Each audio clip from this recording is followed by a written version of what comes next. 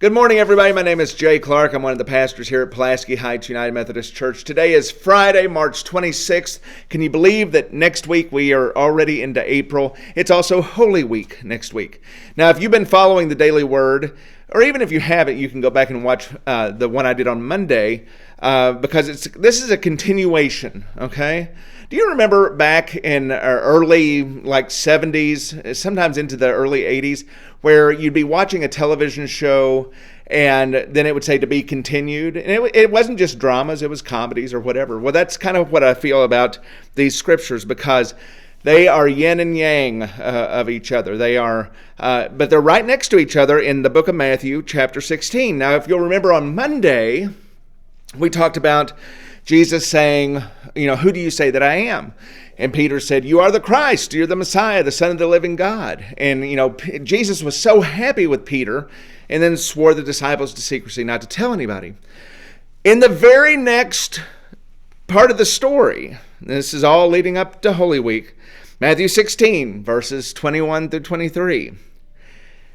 Jesus foretells his death and resurrection. So here's what it says. From that time on, Jesus began to show his disciples that he must go to Jerusalem and undergo great suffering at the hands of the elders and chief priests and scribes, and be killed, and on the third day be raised.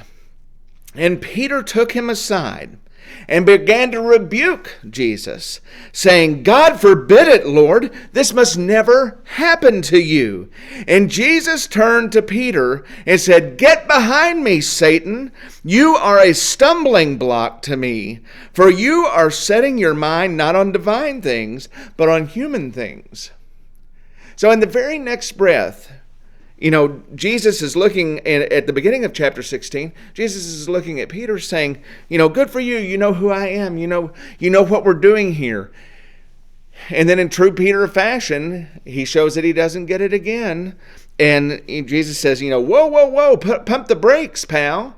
You have forgotten everything I've just told you.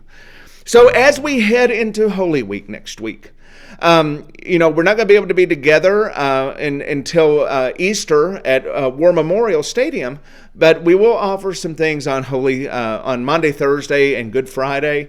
But make sure that you go through the whole Holy Week to get to Easter. Don't just wave a palm on Palm Sunday and then say, He is risen. Okay? That's not the way it works. I was always told from an early age, to get to Easter Sunday, you have to go through everything else. And that includes being betrayed. And that includes the grief that comes with death. But to get to resurrection, we have to go through that. And so I hope you'll join me in the services that we have put together for next week, being Holy Week. Have a great weekend. And blessings to you. Amen.